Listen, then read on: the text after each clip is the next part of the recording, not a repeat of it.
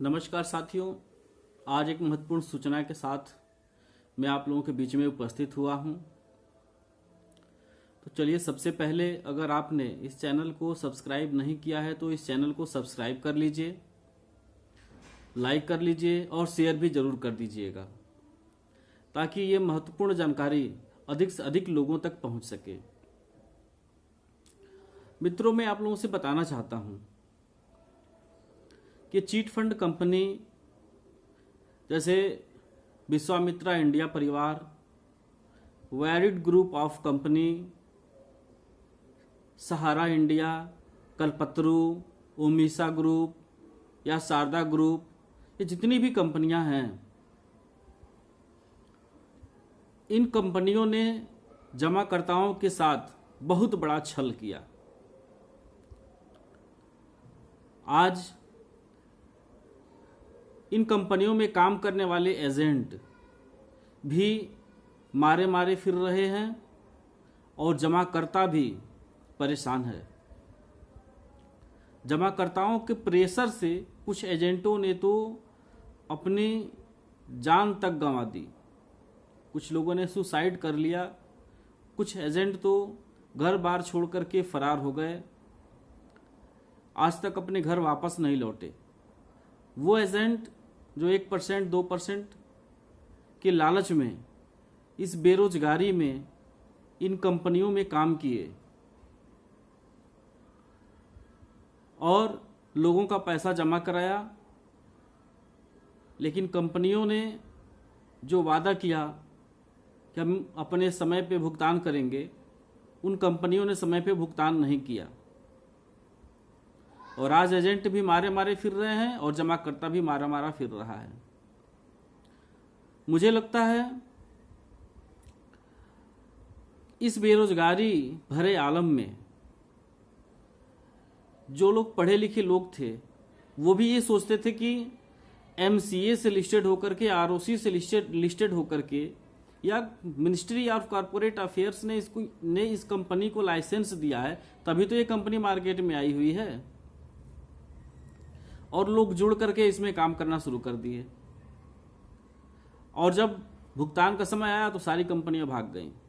एक दो कंपनियों की बात होती तो कहते कि चलो ये कंपनी गड़बड़ थी। यहाँ तो सारी की सारी कंपनियां गड़बड़ हैं। भुगतान के लिए जितने निवेशक हैं सब मर रहे हैं कि भुगतान कब होगा, चक्कर लगा रहे हैं ऑफिसों का। कुछ तो ऐसी कंपनियां हैं जिनके ऑफिस तक का कहीं पता होता नहीं है और मार्केट से अच्छा खासा पैसा उठा करके वो भाग चुकी हैं। सबसे पहले एक चीज़ और मैं आप लोगों से बता दूं, इस भारत देश के अंदर जो कानून व्यवस्था है वो भी बहुत ही लचर व्यवस्था है। इस कानून व्यवस्था से लोगों को न्याय कैसे मिलेगा, ये भी सोचने वाली बात है। आज पीड़ित जब थानों पे जाते हैं एफआईआर दर्ज करवाने के लिए, तो थानों पे उनका एफआईआर दर्ज नहीं होता। कोई प्रतिनिधि, कोई सांसद, कोई विधायक उनकी बात सुनने के लिए तैयार नहीं है।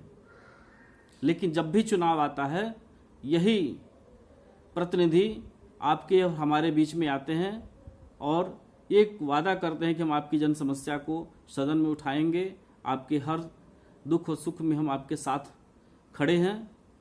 लेकिन चुनाव जीतने के बाद कोई भी सांसद हो या विधायक हो, मंत्री कोई भी हो, वो किसी भी पीड़ित की समस्या को सुनने के लिए, उसके सुख में या दुख में वो सम्मिलित नहीं होता। सबसे बड़ी बात यह है कि कोर्ट भी आधी अधूरी जानकारियों के साथ अपना फैसला सुना देता है। मैं अवगत कराना चाहता हूं,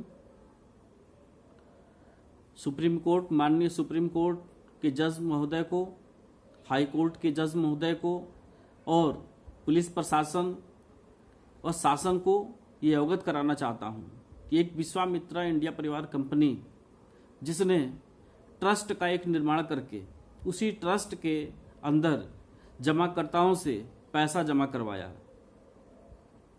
ये कहते हुए कि आपको साल भर में इतना % ब्याज आपको लगा करके आपका पैसा वापस कर दिया जाएगा। कंपनी ने इस ट्रस्ट के स्कीम में लोगों से पैसा जमा करवाया, पासबुक दिया, रसीद दिया कि आपको इस समय पे आपका भुगतान मिल जाएगा, लेकिन किसी भी व्यक्ति का भुगतान नहीं मिला। विश्वामित्रा इंडिया परिवार के डायरेक्टर मनोज कुमार चंद, वंदना चंद, मनीष चंद, पंकज चंद, उनके रिश्तेदार हरगोविंद सिंह और मनोज कुमार चंद के जो लड़के हैं, वो तमाम जो जोनल मैनेजर रहे, इन सब लोगों की मिली भगत से आज निवेशक परेशान है, किसी का भुगतान नहीं मिल पा रहा है। इन लोगों ने बहुत बड़ा फ्रॉड किया।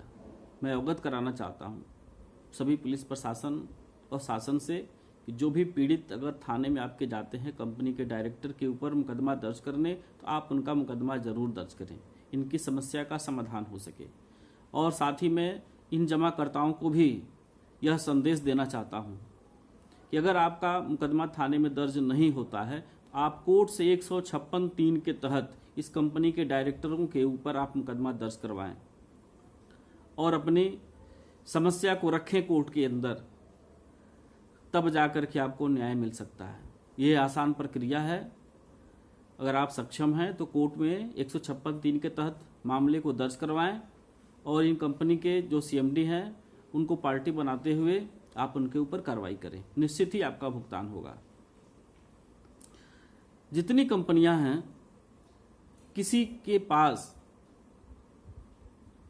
ऐसा नहीं है कि पैसा नहीं है, सब आलीशान बिल्डिंग में रह रहे हैं, सबका अपना काम चल रहा है, लेकिन इन गरीब जमाकर्ताओं का सुनने वाला कोई नहीं है। सहारा इंडिया परिवार के पास लखनऊ में इतनी बड़ी हॉस्पिटल है कि वहाँ लाखों लाखों रुपए रोज का इनकम है।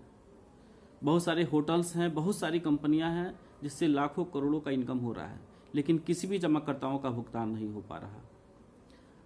विश्वामित्र इंडिया परिवार कंपनी ने तो बहुत सारे लोगों को फ्रॉड के तौर पे फ्रॉड किया है लोगों के साथ। आज लोग मर रहे हैं, किसी को अपने लड़की की शादी करनी है तो किसी को अपने बच्चे के भविष्य के लिए जमा किया था कि मैं अपने लड़के को ये बनाना चाहता हूँ, ये पैसा इकट्ठा करूँगा तो उसके पढ़ाई में काम आएगा।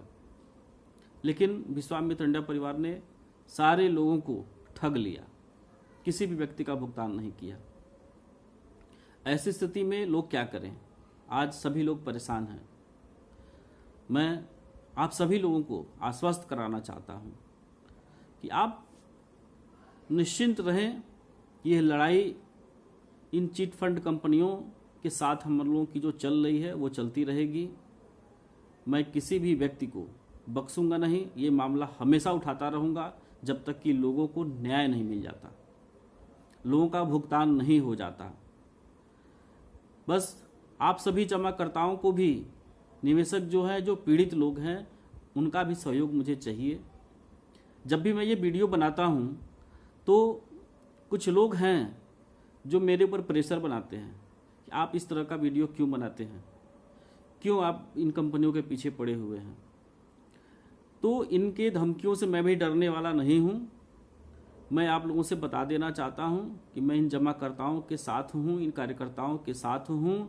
इन चिट फंड कंपनियों के ऊपर जब तक कार्रवाई नहीं हो जाती, जब तक निवेशकों का पैसा वापस नहीं मिल जाता, तब तक हम लोगों की लड़ाई चलती रहेगी। और भी जानकारियां हैं जो मैं आप लोगों को बताता रहूँगा। और आप इस चैनल को अगर सब्सक्राइब नहीं किए हैं तो सब्सक्राइब भी कर लीजिएगा, लाइक करिएगा और शेयर जरूर कीजिएगा ताकि अधिक से अधिक लोगों तक ये संदेश पहुँचे। जय हिंद।